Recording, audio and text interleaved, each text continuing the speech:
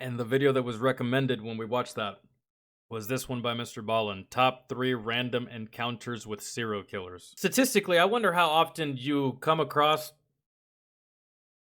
someone that is like that and you just don't know. You're just like none the wiser. Maybe you have come across a serial killer before or a murderer, but you were not a target simply either because of height, weight, gender, employment, age. There's a whole bunch of different things that go into the selection process of a serial killer. And maybe you just didn't meet the criteria for him to kill you.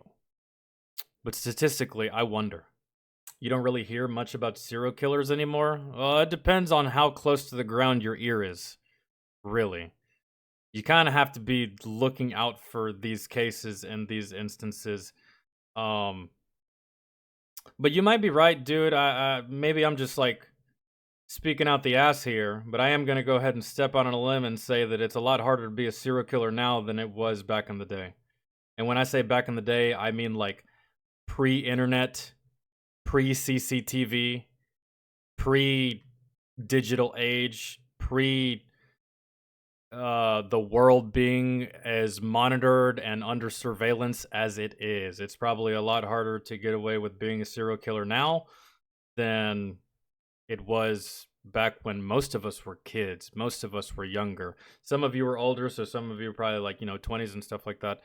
But it's probably a whole hell of a lot harder to get away with it now. If I remember correctly, there are 2,000 active serial killers in the United States right now, and many of them will likely never be caught. I mean, that's not a bad number if you think about it. 2,000 serial killers. Let's just, just take that number with a grain of salt, but let's say that is accurate. More or less, right? Give or take a few. Given the fact that there's over 450 million people in this country, a grand total of 2,000 serial killers, that's not that bad. It actually could be worse. And some of those serial killers probably were active at a time, and they just noticed the change in society, and the climate's different, and surveillance is different, law enforcement is different. I'm telling you, man, the whole world is monitored now. The whole world is under surveillance. And so they probably were just like, yeah, if I want to keep my freedom, I kind of need to slow it down. Just a little bit. I'm trying to remember the difference between a serial killer and a mass murderer. And I really do think it's the MO. Because, you can be working a job you hate, completely snap because your boss and your fellow employees piss you off. You go in there with a gun and kill everyone in the office. You'd be a mass murderer. Let's say you killed like 30 fucking people in your office. But for a serial killer, I'm pretty sure that in order to be labeled a serial killer, there has to be something. All of your victims have to have a connection. Right? So like, Ted Bundy, all of his victims were female, right? Jeffrey Dahmer, all of his victims were male. And quite possibly Hispanic or black. Shit like that. There has to be some kind of pattern for you to be labeled a serial killer, whereas in simply just killing a whole bunch of fucking people indiscriminately, that would just simply give you the label of a mass murderer. I don't know. We'll see. Well, he's probably not going to go into all of those specifics in this, but let's get started because we've been talking nonsense. Experts believe in the United States alone, there are at least 2,000 active, uncaught serial killers just running wild. Which means if you live in America, you may have already had an interaction with a serial killer. You just didn't know it. But today, I'm going to share 3 progressively more disturbing cases of Americans that had an interaction with a serial killer, but came to find out later that it was a serial killer. But before we get into those stories, if you're a fan of the strange, dark, and mysterious delivered in story format, then you've come to the right place, because that's all I do, and I upload 3, 4, even 5 times every week. So if that's of interest to you, then please schedule the like button for a fight. Killed in the same way to be considered a serial killer? That's what I thought. Either killed in the same way, or all of the victims have something in common, right? So like the one video that we watched where homie was only killing maids. Over the age of 45, female, working at hotels or working in some kind of cleaning service industry. That's who he was killing. So him, serial killer, right? And I guess the hardest serial killers to catch are the ones that have no pattern, the ones that have no rhyme or reason. That's probably the hardest ones to discover, the hardest ones to get leads on, the hardest ones to catch. With Paul on the day before Thanksgiving in Quincy, Massachusetts. Also, please subscribe to my channel and turn on all notifications so you don't miss any of my weekly uploads. All right, let's get into today's stories. After spending 21 years in the U.S. Army, a man retires and moves to Central Florida with his wife and young son. Although his family had plenty of money because he had a pension coming in and his wife still worked full-time, he just got bored really quickly after moving to Central Florida and decided he would just take a job doing something just to stay occupied. And so he ended up taking a job at a highway gas station. One of the primary reasons he chose this particular job is because the owners of the gas station didn't care if his son came along to help him stock shelves and hang out behind the cash register. And so for years, that's just how it went. The man would work. The reason I'm shaking my head in disgust is because this is one of the most dangerous places to work, and let alone on the side of a highway. There's no help for fucking miles. Maybe you get lucky and a state trooper shows up to save you, but this dude's probably 45 minutes out. I've worked at gas stations before. I got robbed and shot at, and after 21 years in the service, it would be a damn shame for you to lose your life after your service for a gas station job. Work at the gas station, and his son would tag along, even after his son became a teenager, and you'd think might never bring my kid in there either. But hey, that's just not judging. I'm just saying, man. That's so dangerous, dude. Wanting to do other things. Well, the town was so small, there was almost nothing to do.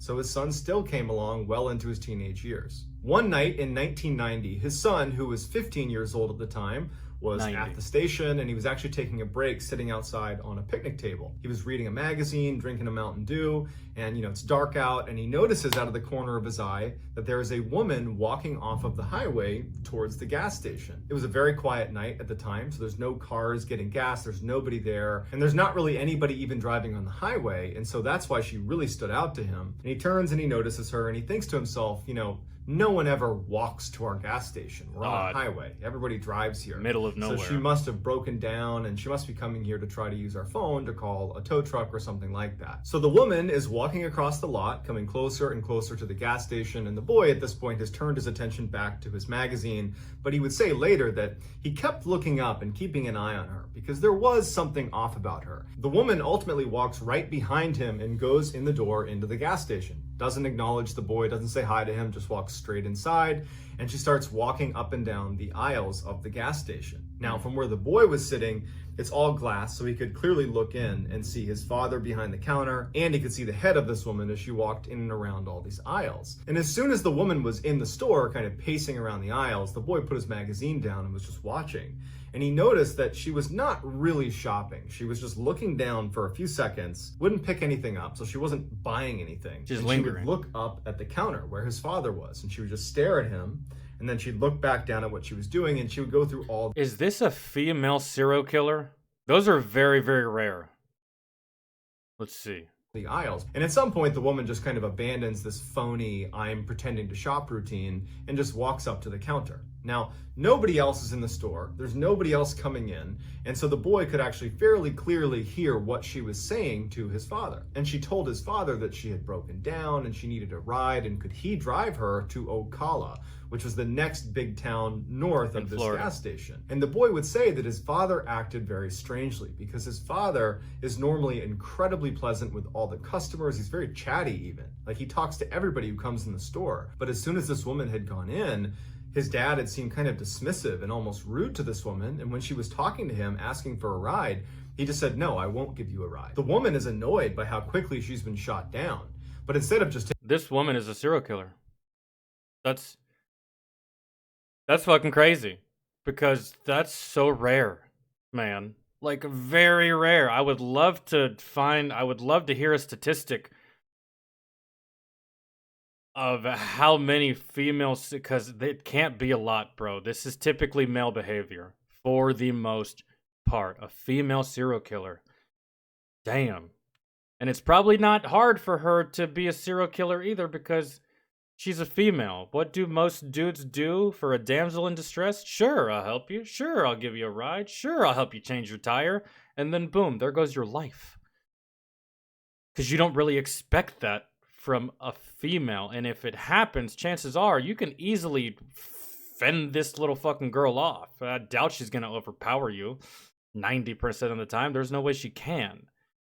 But, taking no for an answer, she turns and looks at the boy who's sitting out on the bench, who's looking right at her, and she points at the boy and she says, "What about him? Is he your son? Can he give me a ride?" The boy notices that his father, who's not within her eyesight, is looking at his son going, "No.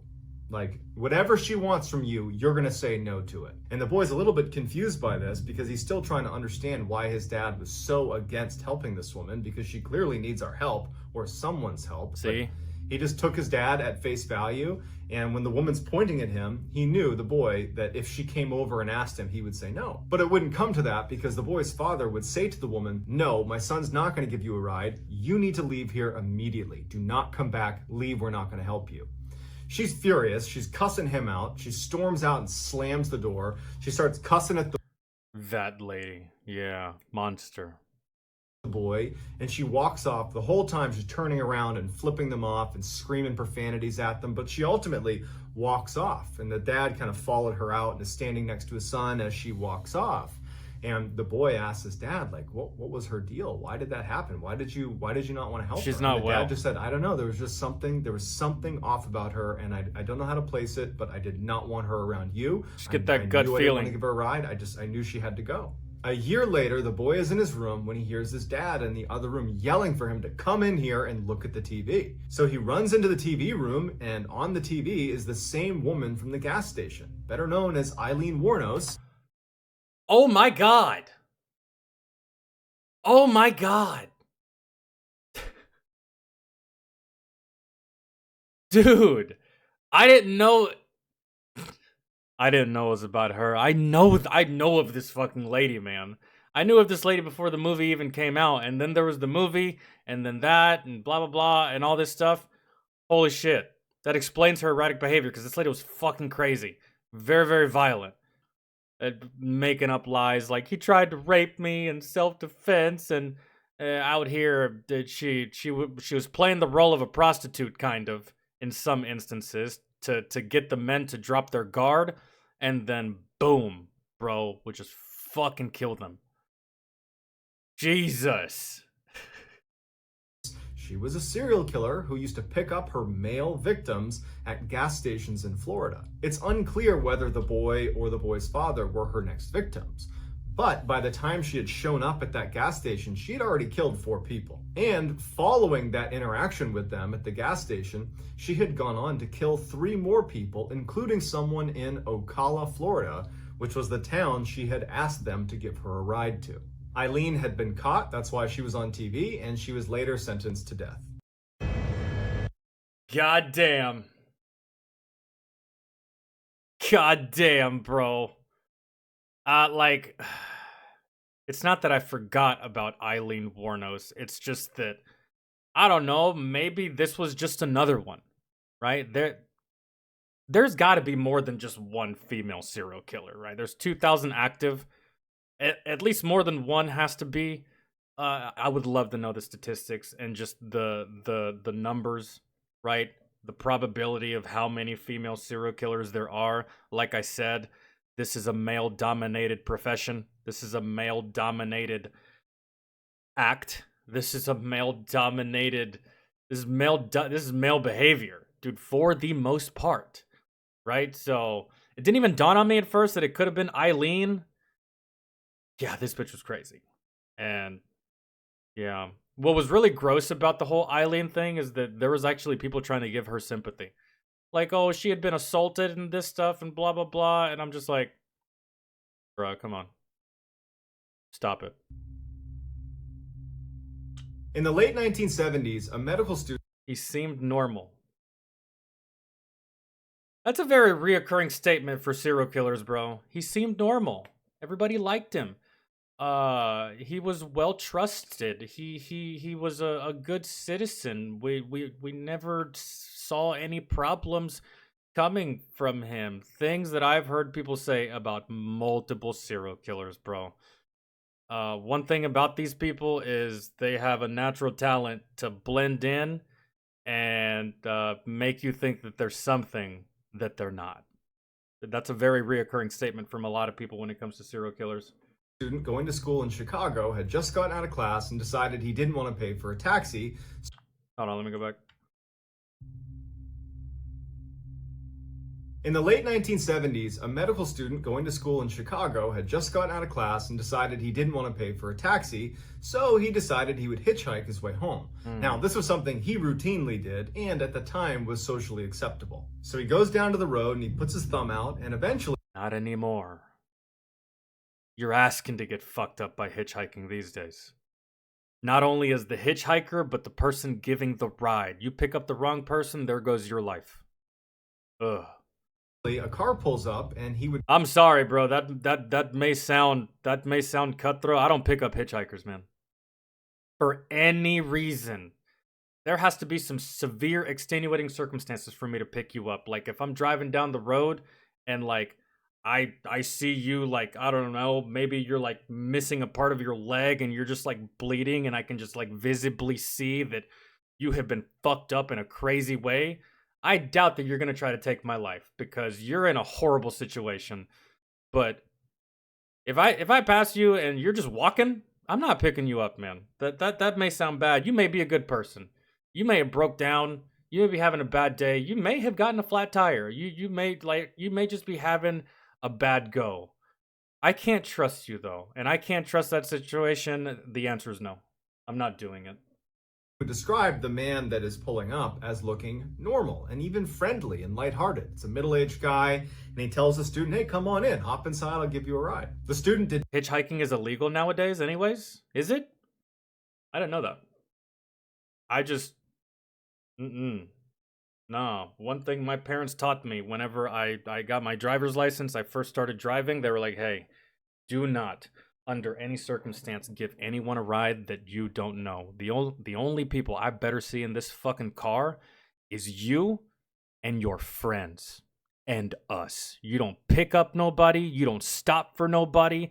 The only people you better stop for is fucking police. That's it. Like, you don't do, like, no, you don't do that at all. Yeah, I got taught that at a very early age. I didn't know it was illegal, though. Did not feel threatened by this guy and felt like overall this was safe. And so he hops in the passenger seat.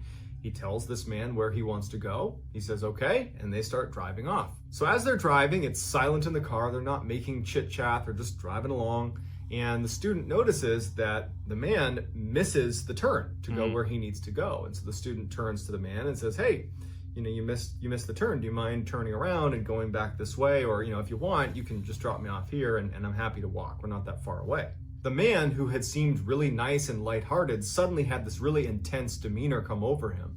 And he turns and looks at the student and goes, oh no, you're coming with me. The student is frozen in fear. He doesn't know what to do, but he knows immediately that this is not an idle threat. I don't know who he is. I don't know what's going to happen, but it's going to be bad for me. I have to get out. And so as soon as the car began to slow down even a little bit, jump out of the car. They're still driving. They're not stopped. Jump out of the car. The student unlocks the door, opens the car, and jumps out of the moving car and smashes into the ground, rolls against the side of the curb. And some of you may be thinking, no, I'm not jumping out of the car. Bro, it's better to have a broken wrist, a broken leg, a broken arm, quite possibly a concussion. Maybe you lose a couple teeth in the process of jumping out of a moving vehicle. It's still better than death. That's it. But is ultimately unhurt. I mean, he's banged up from jumping out of a moving car, but he was able to stand up and run back to his house. He didn't call the police because he really didn't know what to tell them. Well, shit. Because he didn't have a great description of the guy. He didn't have his license plate. And the guy... You can describe the vehicle, though. Color, make, model, unless you weren't paying that much attention. Didn't do anything totally aggressive. It was more of a threat, but an ambiguous threat at best. Yeah, it doesn't matter. It wasn't really clear what he wanted to do with him. It definitely did not seem good, but it just wasn't enough for him to call the police. And so the student just feels lucky that he got out of there and moves on with his life. A couple of years go by. The student at this point has basically forgotten about this encounter with the stranger. And he's sitting in a cafe, he's drinking some coffee, and there's a TV on behind him. He wasn't paying attention to it, but the reporter on the TV said something that immediately piqued his interest. The reporter was talking about a guy that was currently on death row that apparently had removed all of the inside car door handles inside of his car after his first... He learned from his mistakes.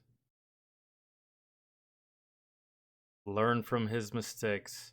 After that, he was like, that's the last time I lose a potential victim because they wanted to jump out of the car.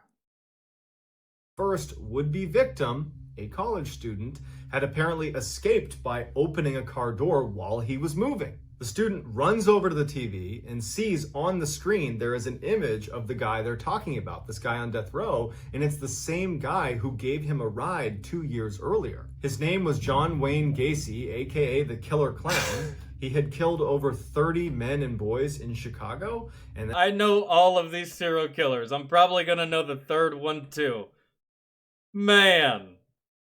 That was the first would-be victim of John Wayne Gacy, and it makes sense because he was in medical school, and John Wayne Gacy only killed young people. I think his oldest victim was 21 years old. His youngest victim being 15. Lord have mercy. Then after killing them in his clown room, he would stuff them into a secret crawl space in his basement. And although we can't be certain, it seems extreme. The last video that I uploaded to the channel is about John Wayne Gacy. It's by a band that goes by the name of Skinned. They make music about serial killers and murderers and just horrible people. Good song, creepy video. If you want to go check that out, feel free. Extremely likely that this med student was supposed to be the first victim of John Wayne Gacy, but he leapt out of the car, forcing John Wayne Gacy to change his strategy and make sure the next person was not able to do that. Golly, dude.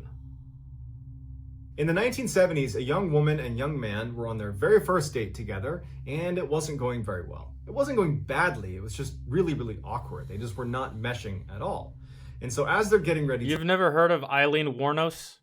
Country girl? Watch the movie Monster with Charlize Theron. I believe she won an Oscar for her performance in that movie.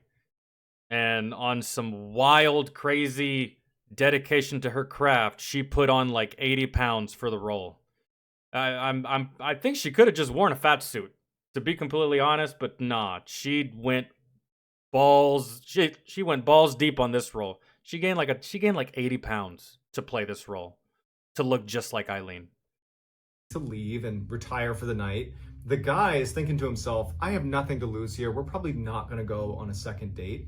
And he says to the woman, hey, do you want to not go home right now and actually come on a hike with me? And he goes, I know this sounds like a terrible idea, but hear me out. I go mountain climbing in this area called Provo Canyon. It's not that far from here. There are these beautiful trails that lead up the side of the canyon to these amazing scenic overlooks. And tonight it's a new moon, so there's great visibility. And I just think that you might enjoy it. And so at first, the woman is obviously a little bit hesitant. Yeah. But when he says, look, I go hiking there at night all the time. I love it out there. And I promise if there's any weirdness, if you don't like being there, we'll just turn around and leave. It's totally safe. And so after a little bit of coaxing, she finally says, okay, you know what? That sounds fun. Let's go do it. And so their date that had been really awkward suddenly became really exciting. And the two of them were kind of like thrilled, like, wow, look at us. making our way up for a nighttime hike through Provo Canyon. And so they arrive at the mouth of this canyon, and they're both obviously excited, and they hop out and they start walking. Is this Ted Bundy? This might be Ted Bundy. Because Ted Bundy was a very smooth talker with the ladies. Maybe this was his first would-be victim as well. Date's not going all that good. Maybe he had to, maybe after this, he refined his skills, became better at talking to the ladies, became better at coaxing them, became better. We'll see. Almost sounds like Ted. Walking up this trail that brings them into a heavily forested section of the canyon. Now, to this point, the guy felt like this was a really great idea. He really had gone hiking here a bunch, and he really did know the area well. But as the trail brought them into the forested area, the guy remembers feeling this overwhelming sense of dread. He didn't know why, it was just like an overwhelming sense of anxiety that something bad was going to happen to them. But he had worked so hard to convince his date to I might be wrong. come with him, and had convinced her it was safe, that he's not about to let on to her that there was anything wrong with what they were doing. And so he put on, his strong face and just kind of suppressed it and just kept on walking and, holding her hand tight, and they just continued their walk. But his sense of dread would just build and build to the point where he was really on edge. And what he didn't know, but would find out later, is that his date, the woman, she also had this horrible sense of dread as soon as they went into the forest. But she didn't want to tell him because she didn't want to seem like a party pooper, because he seemed really excited about it. At some point, as they're walking down this path, the man steps on something that felt soft. He didn't know what it was, but it caused him to freeze immediately, and he's holding her hand. He kind of jerks her to get her to stop. And before he can even look down and see what he's standing on, he hears rustling coming from the bushes just off the trail. She hears it too, It's a trap. and both of them, without saying a word to each other, because again, you got to remember, they're both really stressed. They haven't let on to the other how stressed they are, but they're both basically ready to leave. And so the two of them turn around and they hightail it out of there. He has no idea what he stepped on. They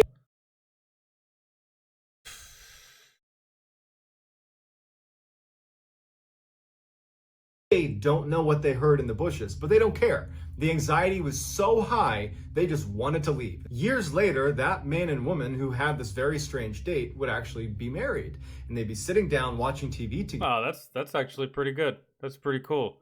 First date went completely fucking awful, and they still ended up together. That's nice. And they're flipping through the channels, and they land on an interview with a death row inmate. And the interviewer is asking the inmate, was there ever a time that you were almost caught red-handed? And the guy being interviewed says, yes, one time. I was in the forest up in Provo Canyon one night, and a young couple came walking up the trail. I didn't see them, so I only had a chance to jump into the bushes right next to the trail, and the guy actually stepped on the body of a girl I had just killed. But for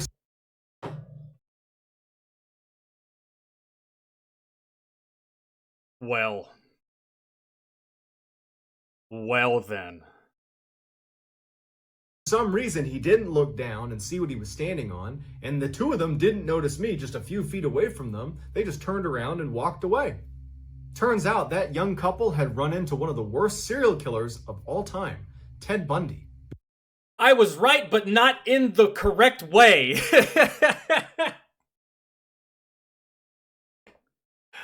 Oh my god. I was right, but just not in the right order. Jesus. Before Bundy was executed, he confessed to over 30 murders, but many people believe the true number of victims is much, much, much higher. So that's going to do it, guys. Let me know what you thought of these three stories in the comments section, and let me know how you... God, do you know how dedicated you have to be to hide in a place like this? Very open, very huge, wide open spaces, trees, mountains, to simply just wait on a victim? Or maybe this was just like a high traffic area that people use to hike, but still the level of dedication and psychopathic behavior that you need to possess to just sit there lying in wait for it's literally hunting. It's literally what people do with deer and what people do with hunting game, right? They will literally sit there for hours upon hours upon hours, which is fine if you're a hunter. hunting animals for food and for sustenance and for, right? Understandable. I get it. But for people, god damn. You would respond if it turned out you had actually interacted with a serial killer. Not only will I respond to all the How would it, hold on, what did you say here? Of these 3 stories in the comments section, and let me know how you would respond if it turned out you had actually interacted with a serial killer. That would change my entire perspective of a lot of shit, really, to be honest. I mean, I've had several brushes with death in my life. I've had quite a few close calls. I have had quite a few experiences in my life to where I could not be sitting here right now. Like really, I've been this close on multiple occasions to not even be sitting here in front of this fucking camera and this damn microphone. But when it comes to serial killers, I'd probably throw up, man. Just thinking about that and just thinking about that would cause me to lose sleep. That would give me anxiety. That would fuck up my mental health. That would, yeah, that would be my reaction to that. To know that I came that close to someone that brutal and that evil, that the way these things play out and the way that just like I'd lose sleep over it. I wouldn't be able to stop thinking about it. It would haunt the fuck out of me until I got over it, man. And who knows when you get over something like that. Yeah, you survived. Yeah, you lived and you're alive to tell the tale. But at the cost of this.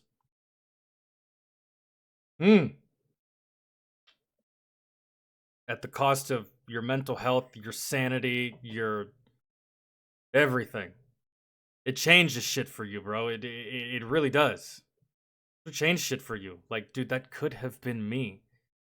And for all accounts and purposes, that should have been me. If you think about it, like any slight deviation, any other decision, any other.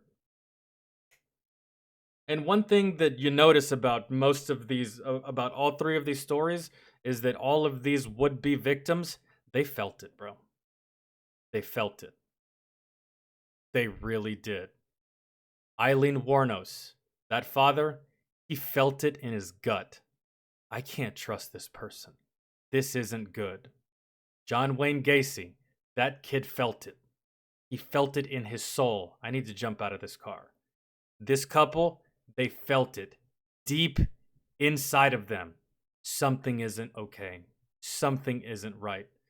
That was like the common theme here, common pattern. All of these would-be victims, they knew something was wrong from the very beginning. Can we give a round of applause to the guy that can land a wife through a bad date and a serial killer encounter? I didn't even think of it that way. That didn't even dawn on me, but yeah. Terrible circumstances can make you sometimes like maybe that played a role into them being together. Like, hey man, it started off rocky, but we made it, right? We even escaped a serial killer together. We were meant for each other, kind of. Imagine if a serial killer picked up another serial killer and said, "Oh no, you're coming with me." I don't think that would happen. Serial killers are, they're sharks, man. And what do sharks do? They hunt solo. They don't share, man. And they don't play well with others. So maybe they encounter one another, maybe they don't. But as far I don't think so. But it is something crazy to imagine, yes. Good job to the dad for sensing something wrong and potentially saving his son's life. Yeah. I was a correctional officer at 2 different maximum security prisons. I got to know several serial killers. What made them terrifying is that they were the nicest people I ever knew. That's how they'd lure you, man. That is how they lure you. Not everyone you fight is your enemy, and not everyone who is your friend is looking out for you. Y'all ever seen the movie Trauma Bonding? Yeah, with that couple. Y'all ever seen the movie The Hitcher? It's with the killer in that movie is, what's the actor's name? White dude, kind of like all blonde, whitish hair. Oh, what's his name? He's a good actor too. It was called The Hitcher. No, he wasn't the killer. He was the sheriff that eventually got fucking killed because he didn't want to believe that people were actually getting scooped up by a psycho trucker. You ever seen that movie? There's one scene in the movie where he abducts this kid. He's roughly about like 20, 21 years old. Ties his legs with chains. Ties his wrists with chains. Attaches the chains on his wrist to the bed of a truck. And then attaches his feet to his rig. And then just takes off with it, splitting him in half. This movie's fucking wild. 2007. Right here. Who was in this? Neil McDonough. This guy. Right here. He played the sheriff in the movie. He gets got because he didn't want to believe that there was anything wrong. He ended up getting fucked up. Yeah. It was a movie about the Hitcher, Sean Bean. Okay, I didn't remember that he was the one. Yeah, it was a serial killer that was a trucker, and he would pick up hitchhikers and kill them in a very brutal way. Semi-decent film if y'all want to give it a watch. Yeah, Damien Dark from Arrow and fucking and some other stuff. There's a movie where he plays the devil, I think. Can't really remember. He always plays the bad guy. I don't know if he's typecasted that way, but everything I've seen from him as an actor, he's always playing a villain. He's always playing the bad guy. He's always playing the asshole. He's always playing the antagonist. Nice fella from everything I've heard. This is also the same actor that refuses to do any kind of kissing or sex scenes in any of his movies or TV shows or roles out of respect for his wife.